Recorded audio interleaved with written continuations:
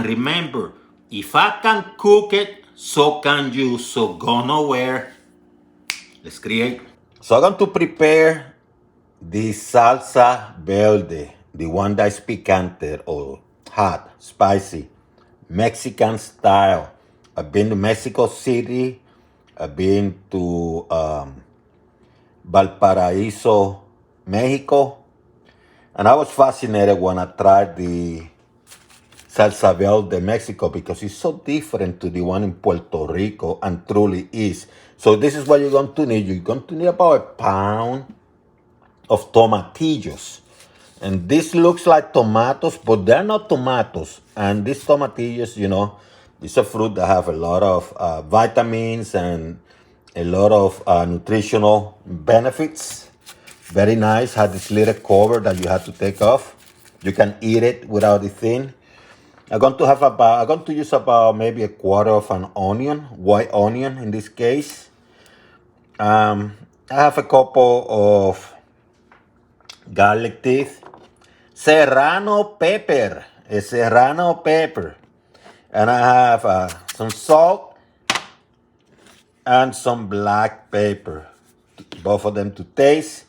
And I have some cilantro. You don't need a lot, maybe 6, 7 strings to give it the aromatics. You can even use that to put some on the top, when you chop it, just to make it tasteful. But very simple. I'm going to show you right now. And I also have a video for Salsa Verde de Puerto Rico or Puerto Rican Salsa Verde, which not spicy, but it's perfect for you tostones. First, you're going to peel them. And this is what I mean with peel them. You take this stuff off. See how easy? I had the heat of this about medium, maybe a notch above medium. And I'm going to put the tomatillos in water. I'm going to leave them here for several minutes, maybe 10, 12 minutes. I'm going to also add the Serrano pepper. I'm going to leave them there. That other method, you can use the roasting method. You put in the oven, but the tomatoes and the Serrano, and you roast them. Or you can go straight to the blender without doing anything. But I'm going the one that I saw when I was there, and that's the one that I'm going to follow. So I'm going to chop some of the cilantro or coriander, as some of you call it, because I'm going to use some of it for this, but I want to have some available just in case I want to sprinkle it with that. You know what I mean?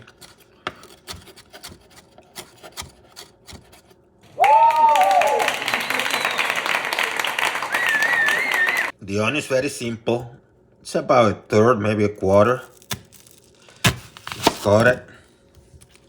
You don't have to peel it or anything. What I like to do, I don't like this part. Just cut it like this in fourths.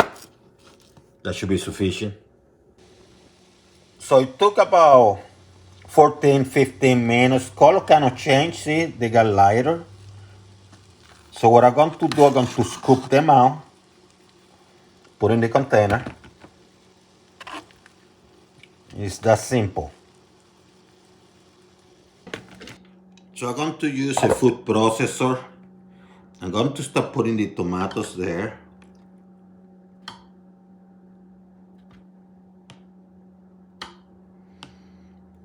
I'm going to take this from the Serrano, the hard stuff, and I'm going to put it there. I'm going to put the onions.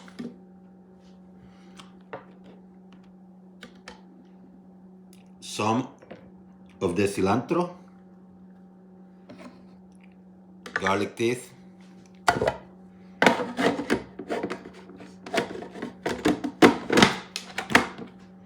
and I'm going to start taking care of business.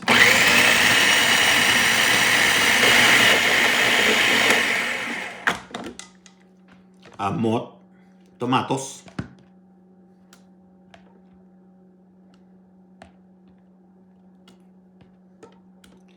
And it's about a teaspoon, half a teaspoon of salt.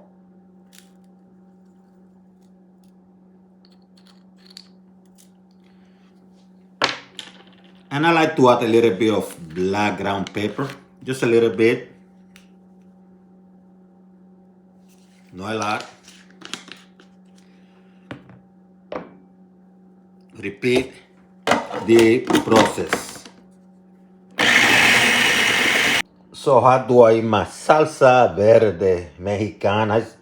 The possibilities are endless, but what I have here are some tortillas mexicana. I do have a lime.